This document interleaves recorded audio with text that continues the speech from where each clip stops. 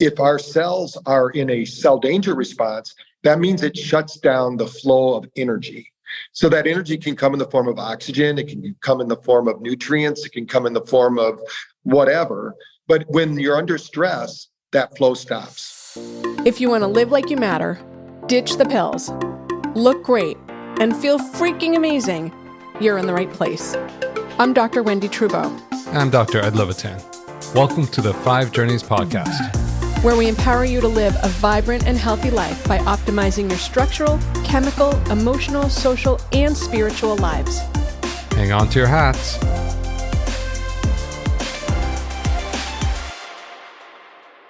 Hello and welcome to this episode of the 5 Journeys podcast, Live Like You Matter. I'm Dr. Wendy Trubo. My co-host is Dr. Ed Levitan.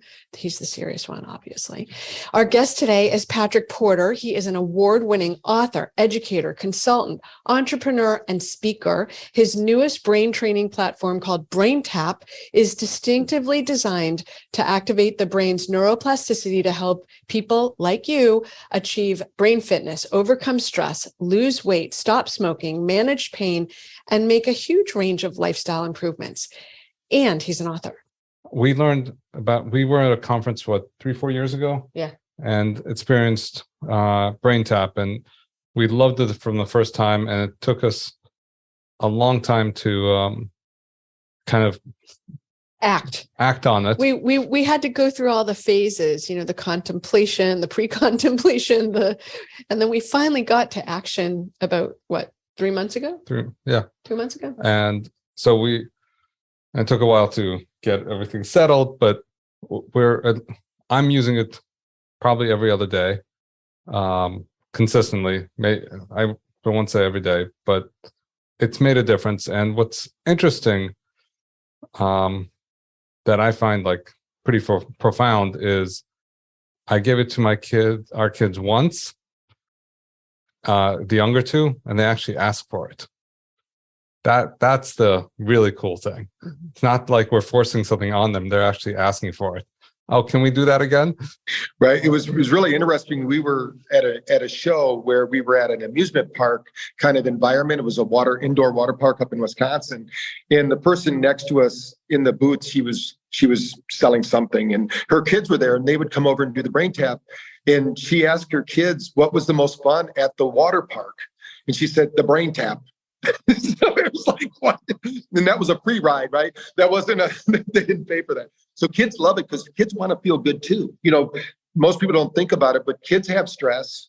And when the nervous system is under stress, we want to get relief. And unfortunately, in the past, people have sought out destructive ways to do that. Of course, there's always ways like exercise, eating healthy, breathing techniques, things like that. But kids don't know those techniques. They just know that they don't feel good. And as soon as their brain is liberated from that stress, they go, wow. And we have parents tell us that all the time. They go, especially autistic parents of autistic children, because the first thing they say is, my kids, no way that my kid's going to wear that. Those flashing lights and what's going on. I said, well, just give them a minute. And within a minute, they're passed out, right? And then they come back in 10 minutes and their parents go, what just happened? I go, well, we just downregulated their nervous system, and they're learning how to, that's where the neuroplasticity comes in. When the brain is dysregulated, it doesn't know how to relax. It's like having the gas and the brake pressed at the same time. The nervous system doesn't know what to do. So we're liberating that part of the brain. Can we talk about why this matters? Like brain fitness. Why does it matter? Why is it important? What does it do for us? Well, what is it? Well, first of all, when we think about our brains, we all agree that we want to grow old and have our memories. The biggest fear in the world right now is the fear of losing our memories or losing our capacity to think and being a burden to our family. So how do we take care of that? Now, this isn't true in ancient times, right? Ancient traditions would give all the wisdom of the tribe to the elders. They didn't give it to the young people that had the young brains. So something's happened in our life over the last 30 years that's causing our brain, because back in the 1960s and 70s, there really wasn't Alzheimer's. There was a few people that got it, but nothing like the onslaught that's happening right now. There also wasn't glyphosate and metals and pesticides and toxins. Don't get us started. Do not get me started, right?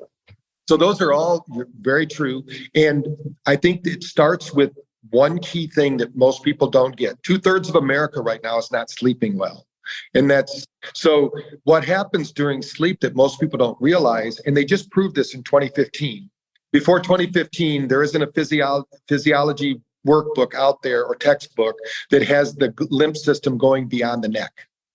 Now, we now know that during level 4 sleep, the brain opens up another system of the brain called the gliolymphomic system, which is how the brain detoxes. So if you're not sleeping because of high levels of stress or all those other things you mentioned, because the body is basically, there's so many toxins in the world right now, from environmental toxins like you're talking about to even quantum toxins like EMF, things like that. All of these things are causing our body, and really it's what they call the cell danger response.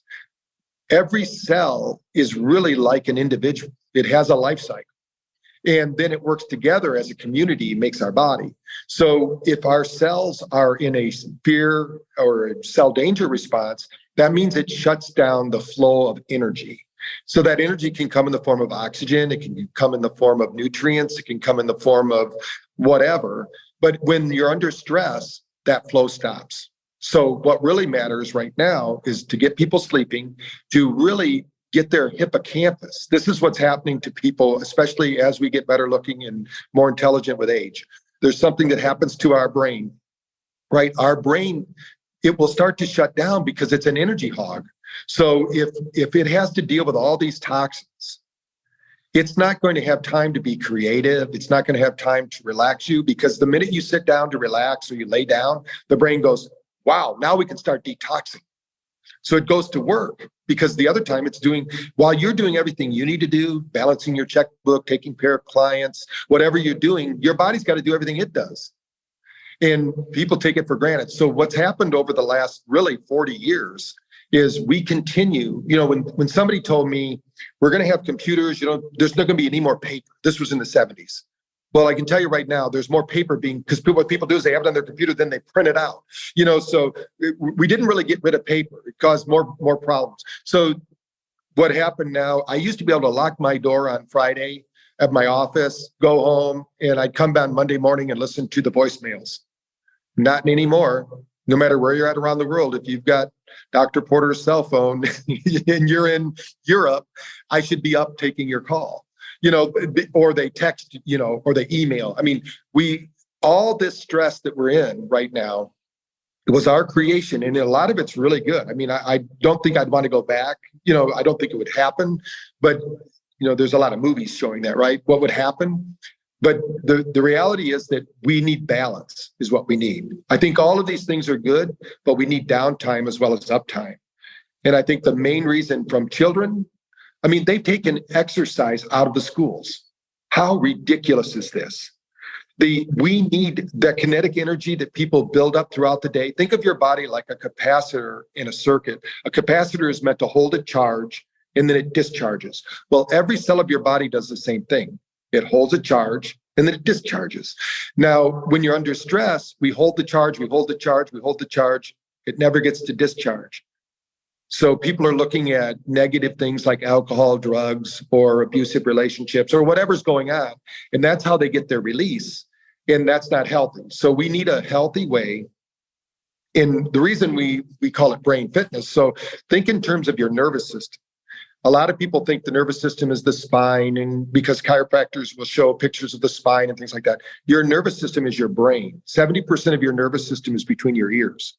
So when we're talking about your brain, we're really talking about your whole nervous system. How do we get this nervous system to function? And we should be regulating it through our sympathetic, which is our fight or flight response, to our parasympathetic, which is our rest, digest, and recover, to our neurohormonal response, which is our biological system. But we've been conditioned now. We've kind of swung the pendulum the other way. We now think everything we need comes in a pill, bottle, or a potion. The reality is that most everything we need is free. You don't really need brain tap, but you have to commit to the time, the energy, the effort to do the things. So that's why we need something like brain tap right now. So many people go to sleep and they think you're supposed to just close your eyes and go to some never land. That's not appropriate sleep. You should have a 10 to 15 minute ritual when you get into bed that unwinds the stress of the day. So what I teach people to do, and I'm sure if you've listened to the Brain Tap, you've heard it on there. I encourage people to review their day and anything that was done well to relive it, because we need to refresh the most positive memories of our life so we don't lose them. And anything that was negative that happened during the day, how could you reframe that and learn from it? You know, the old saying, those who fail to learn from the past are doomed to relive it. And most people are living the same day 365 days of the year. They don't have 365 days. They have the same day that they live every day, and they just chase their tail all day long. But if we start to organize our day in a way that says, how am I bringing value to this day? How am I bringing meaning to my life? How is my life having a purpose? And the main way to do that is, if you're going through struggles right now, everybody goes through struggles, but the reality is that this is the time. Sleep is the incubator for your superpowers. If you do not get into a right sleep state, then you cannot engage the most powerful computer on earth, the human brain. It's capable of dispensing 30,000 different neurochemicals. So we need to engage that part of the brain. I think we need to pause because you said a mountain of gold that I think we need to sort of distill out, because there was a lot in that. So the first thing I think we really need to make sure the listeners take is sympathetic. Fight, flight, or freeze keeps you alive. You need it. However, if you're looking for rest, restoration, digestion, relaxation, that's parasympathetic. And when you breathe in, you activate sympathetic. When you breathe out, you activate parasympathetic. So step one, breathe out longer than in, and in a systematic fashion, tip the scales towards parasympathetic, especially when you're trying to go to sleep. That's one thing that we want to go over. Two, do not watch TV at night and then expect to go right to bed. That's bad for you. And it sounds like you're recommending that it's not just stop, change, do something else. It's stop, decompress, go to sleep. So I want to make sure, because I want to know myself, how does this work? Okay. All right. There's something called biophotic exchange. So when you talk about photobiomodulation, so Dr. Sidral, who's our science officer again, he wrote the book on how the body takes in light and exchanges it with other cells. So think of it like when a cell fills up with energy, our cells communicate to the other cells. So I have a lot of energy. Do you need some? It starts sharing it. So what's happening with, you're not going to see, it doesn't work with your optic nerve. It works like the way we see, it works with the optic nerve just by flashing. It's the flash that does it. So what's happening is, number one, the ear lights. I want to talk about that because nobody does that. And we have the patent pending on how we're using it. We use 7 different nose ear frequencies. These are frequencies like, think of it like musical tones in the body. If all these 7 frequencies are in tune, your body's healthy. So every 2 minutes, that's the vibratory frequency. We're triggering the vagus nerve. So while you have it on, we're broadcasting. Now, the reason we have 9 lights in each ear, and it's a 10 to 20 minute dose, is a 20-minute dose happens to be like a 2-minute dose of laser, but nobody has to stand there and do it. And there's junctions in the ear that are meridian points, which means think of it like energy highways throughout the body. And acupuncturists have been using this for 10,000 years. So what we're doing is we're going to open up those meridians by running energy. And the body, if your ears get warm using Brain Tap, you have blockages. But as soon as the blockages go away, your ears will never get warm. Do you have blockages? My ears get warm, so apparently. I thought you were perfect. Yeah. What will happen here, if you listened a little bit more often, like every day for a week, it probably would stop. But what's happening, because you're doing every 72 hours, your nervous system is going to try to return back to whatever it thinks is neurological norm for you. It might not be normal, but it's for you. What do you mean? Right. Yeah. So the ear lights are designed to turn off that sympathetic drive and turn on parasympathetic. And without your awareness, every session has that. Then we look at the eye lights. The eyes are not just attached to the brain. The eyes are brain matter. So they're absorbing light. And it's a very specific frequency, not just the 470 nanometer, but it's actually changing its frequency. And it's balancing the right and left hemisphere. They're just off center. Even though sometimes they appear to be flashing at the same rate, they're not. They never are. Every 3 minutes at least, something's changing because the brain wants that change. If not, it'll just treat it like wallpaper. It won't get the same response. Then what we do is we go into the sound part of it. Binaural beats work because, and this is something that's been around since 1800, so it's not like that's not new. But what they found out with sound was if I put a 200 hertz frequency in one ear and a 210 hertz frequency in the other, the brain doesn't hear either of those 200 or 210. It hears the 10 hertz. They call it a phantom sound. The most bizarre part of this is that's what we're doing all the time. So that's kind of spooky. We're always doing that. But the problem is that most things are mono. So what we do then is we have an isochronic tone, which is a mono frequency. So you don't need to be wearing the earphones to get that result. But we did that because not everybody has perfect hearing. So we kind of measure that. It's kind of like going to the symphony and you don't just have a violin, you have the whole string section. We want to have as many as possible. Then we add on top of that music. Music is important and it's been well researched. There's something called the Mozart effect, which they proved in science that if I play Baroque classical music in a classroom, the students are smarter. We didn't teach them anything new. We didn't do anything different. The only thing we did was turn on music. That's because the brain synchronizes. They call it 10 hertz music. So we use that music in the background to synchronize the brain. We have a lot of sessions with just the algorithm and the music like that. But then if you go to the next step, which is the audio message, most people communicate to themselves over, they say about 80,000 thoughts a day. And unfortunately, 80% of them are negative. And that's just part of our biological upbringing, that we survived. You're the genetic heroes of your race because somebody else got ate by the saber-toothed tiger. Your genetics didn't. So what we did with the words, we know that words change 2,300 gene expressions. So if you're going to change your genes, one of the best ways is to change your language.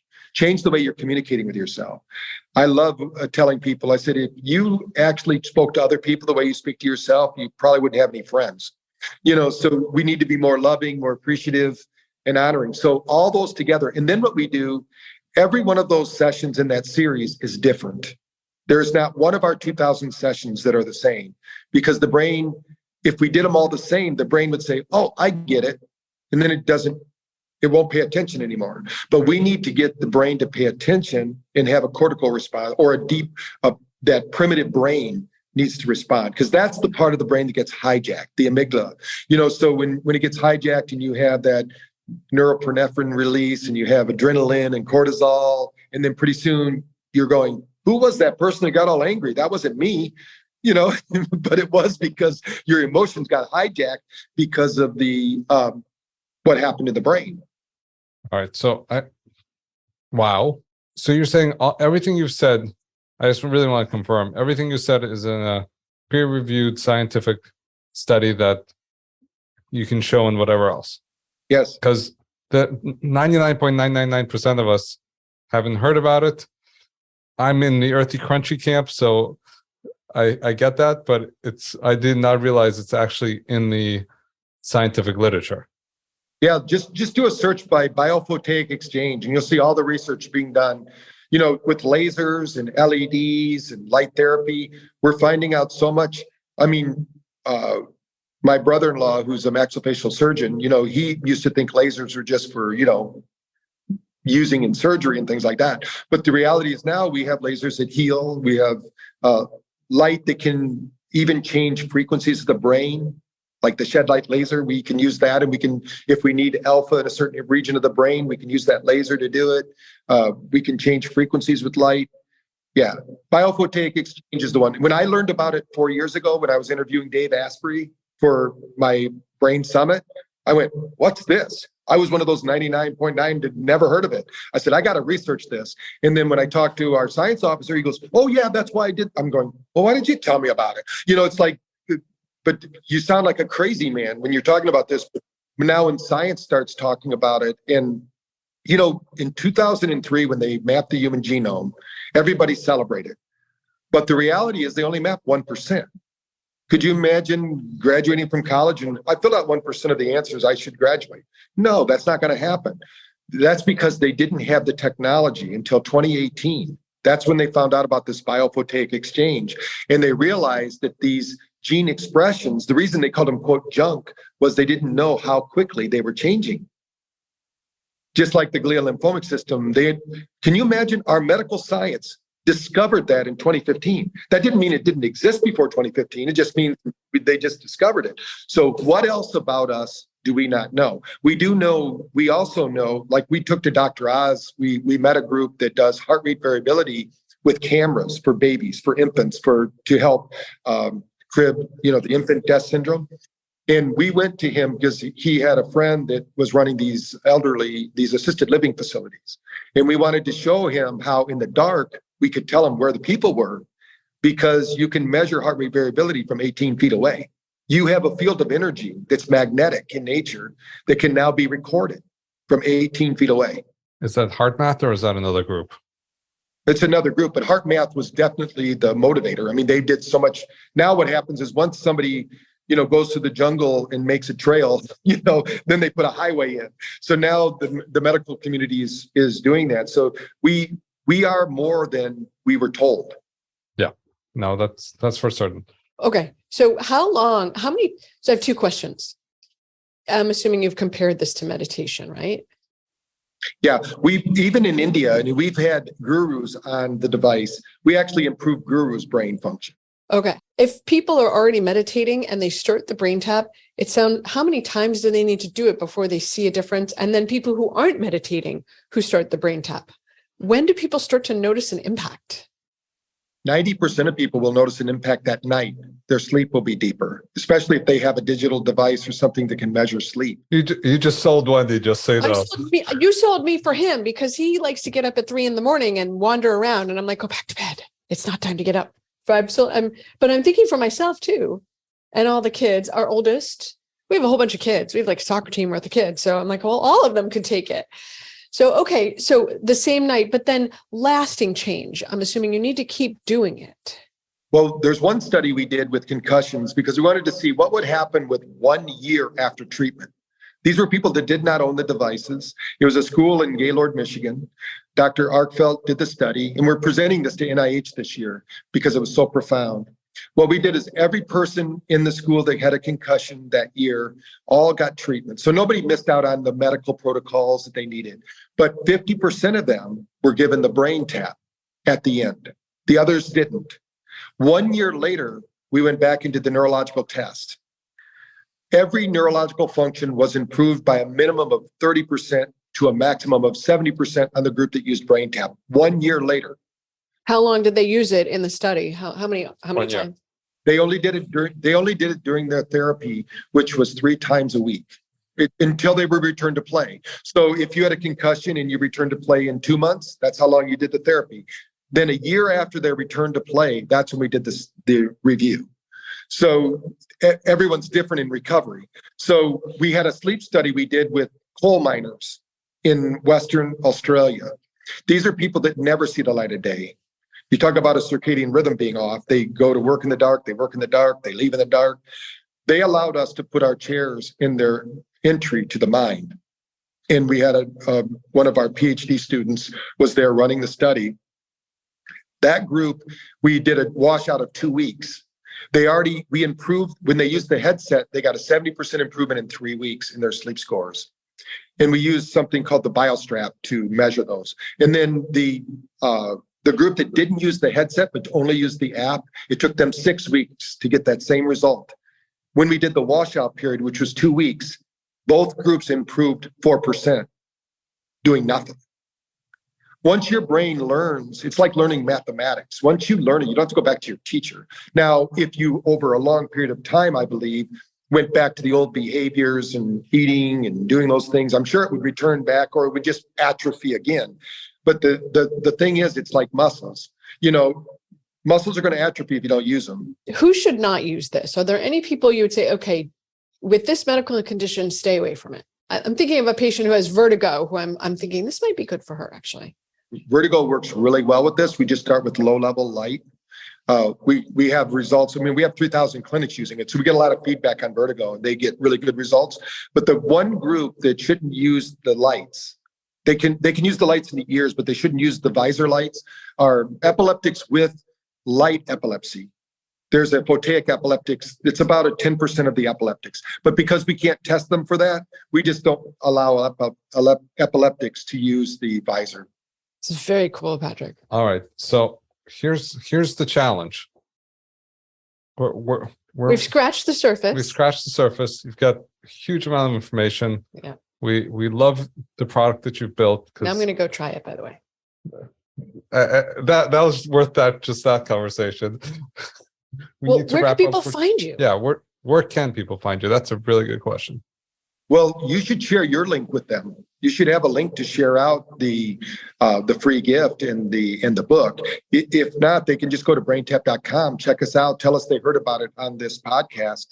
And from there, they can learn about it. They can also go to @BrainTapTech on any social media site.